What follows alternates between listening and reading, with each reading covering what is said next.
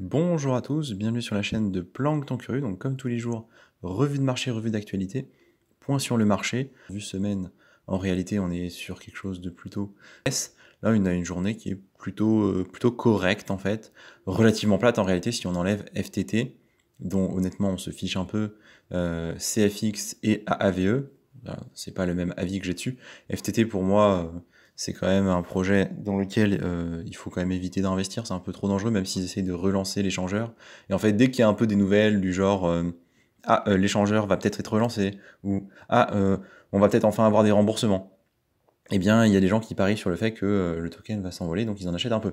Moi, je pense qu'il faut faire attention avec ce projet-là. Voilà, parenthèse fermée pour FTT. Sinon, évidemment, c'est toujours Bitcoin qui drive tout le reste du marché, donc ce qu'on veut regarder, c'est comment il se comporte. Voilà, Bitcoin est plutôt en hausse, on le voit sur la journée, c'est à peu près 1% de hausse, donc le reste du marché va suivre. Voilà. On a des trucs qui varient entre du coup 1% et 15% pour FTT. Rien de très intéressant pour le moment, en tout cas en ce qui me concerne. Donc on va continuer avec les news. On commence par Ethereum, vous le voyez ici. Consensus, du coup le futur, enfin en fait le nouveau Layer 2 pour Linea. C'est plus futur parce qu'ils étaient en testnet, donc quand on est en testnet c'est pas encore officiel, mais là ils sont passés en mainnet tout récemment. Donc on a deux articles dessus. Il s'appelle du coup Linea, et c'est format ZK EVM, donc c'est quand même pas le premier qu'on voit avec les ZK Rollups. Alors j'ai pas le détail là de la techno, comment est-ce qu'exactement ils procèdent et en quoi ils sont différenciants des autres, parce que là, il faut quand même pas oublier que on a différents protocoles déjà implantés. C'est-à-dire qu'on a Polygonmatic, hein, celui qu'on aime bien, hein, qui est un peu le chouchou, vous le voyez, évidemment, si on n'est pas dans le bon sens, on va pas le trouver, mais c'est quand même une des plus grosses capitalisations. Voilà, Polygonmatic, hein, top 12, et en ce moment à 73 centimes, qui est un cours intéressant, même si il a un peu remonté au niveau des dernières semaines. Moi, j'aime beaucoup Polygonmatic. Il y a Optimism, il y a Arbitrum, il y en a même d'autres encore, par exemple Loopring qu'on a étudié. Donc Consensus, bon, le fait est que la boîte derrière est assez importante, que c'est certainement un projet sérieux. Maintenant, est-ce qu'il va se différencier du reste? J'en sais rien. Quelle place il va prendre? Difficile à dire. En tout cas, à suivre avec intérêt, le testnet a fonctionné. En termes de chiffres, on voit par exemple sur cet article que ça permet d'avoir voilà, des transactions qui sont 15 fois moins chères. Parce qu'on le rappelle, hein, les Layer 2 ont essentiellement cet intérêt-là, c'est-à-dire améliorer les performances d'Ethereum, donc faire des transactions plus rapides et moins chères, donc globalement, pouvoir optimiser l'efficacité des processus sur Ethereum. À voir ce qui sera construit autour, à voir comment ça va se développer, mais évidemment, c'est une news qu'on suit avec intérêt. J'ai pas encore entendu parler de leur token, donc à voir, à suivre. Il y aura sûrement quelque chose là-dessus. Vu qu'on est dans les layers 2, on va continuer, et en plus c'est une bonne nouvelle, avec Polygon, on venait d'en parler, donc un projet qui est quand même apprécié globalement du public. Succès du hard fork indoor. Donc encore une mise à jour majeure réussie pour Polygon. Des bonnes nouvelles, on aime bien ça. C'est hier matin, hein, l'article doit dater de hier, ça, 11 juillet, l'article date de hier. Donc écoutez, du bon sur Polygon, on apprécie, ils construisent, ils développent, ils sont toujours plutôt pertinents, travaillent bien. Franchement, un projet sur lequel je pense qu'il est intéressant d'investir. Même au cours actuel, là, je pense que c'est pas trop mal pour initier une ligne. À titre personnel, j'en ai acheté à 1 $, donc j'attends un éventuel repli global des cryptos pour en acquérir.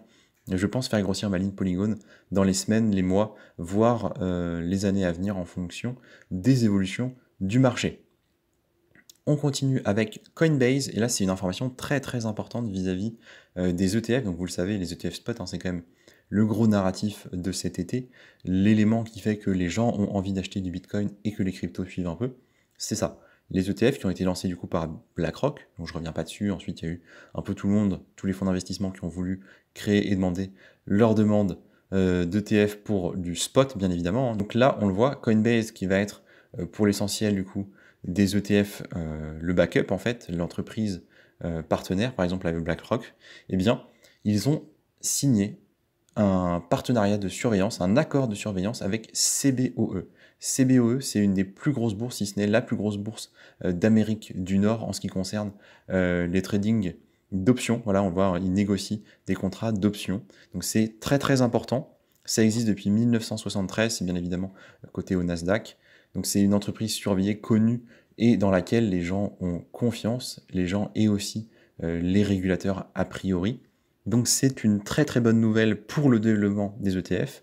Par contre, ça donne quand même les clés, disons, de Coinbase, ou en tout cas de ses activités sur le plan ETF, à une bourse tradie. Donc là, chacun se fera son avis. À mon avis, c'est un pas en avant pour le développement des ETF et donc pour l'adoption de manière un peu plus large des cryptos. Donc je le prends comme une bonne nouvelle, mais ce sera à tempérer quand même. Parce que accord de surveillance, ça veut dire que concrètement, la CBOE va pouvoir aller voir tout ce que fait Coinbase, au moins sur le plan des ETF, peut-être de façon plus large, on n'a pas le détail, et qu'ils vont vérifier que globalement, les actions sont réalisées en accord avec la réglementation, qu'ils respectent bien les normes, etc., etc.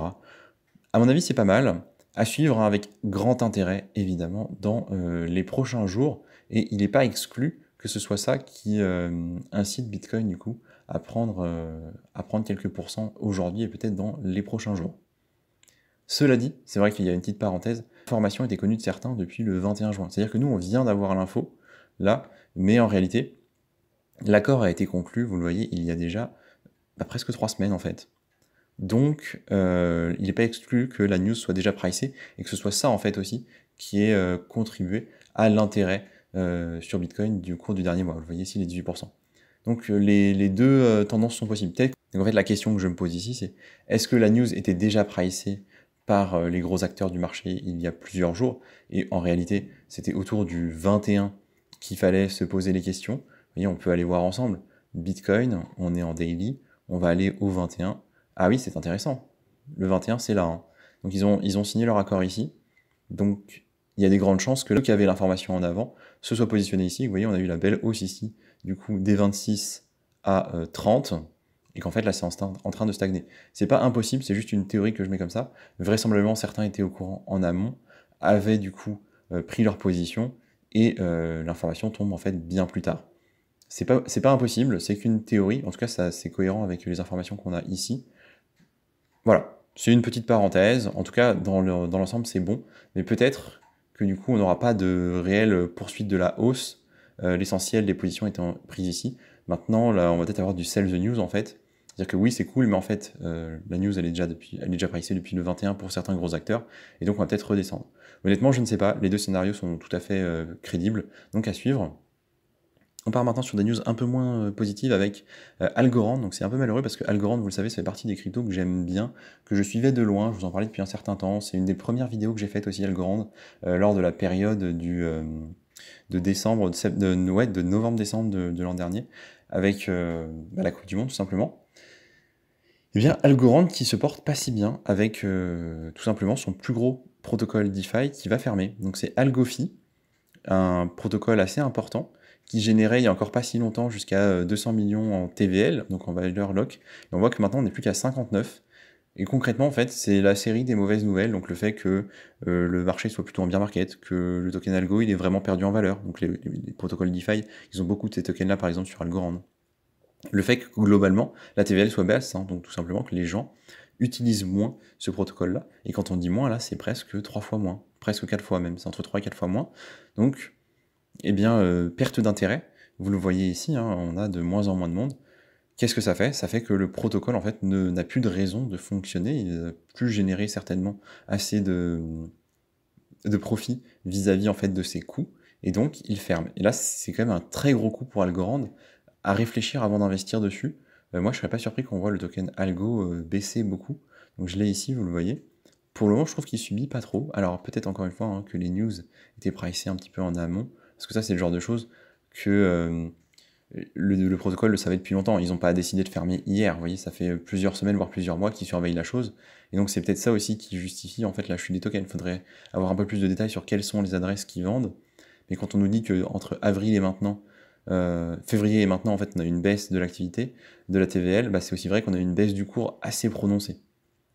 Donc, la chose se réfléchit, mais du coup, ça ne donne plus très très envie d'investir dessus.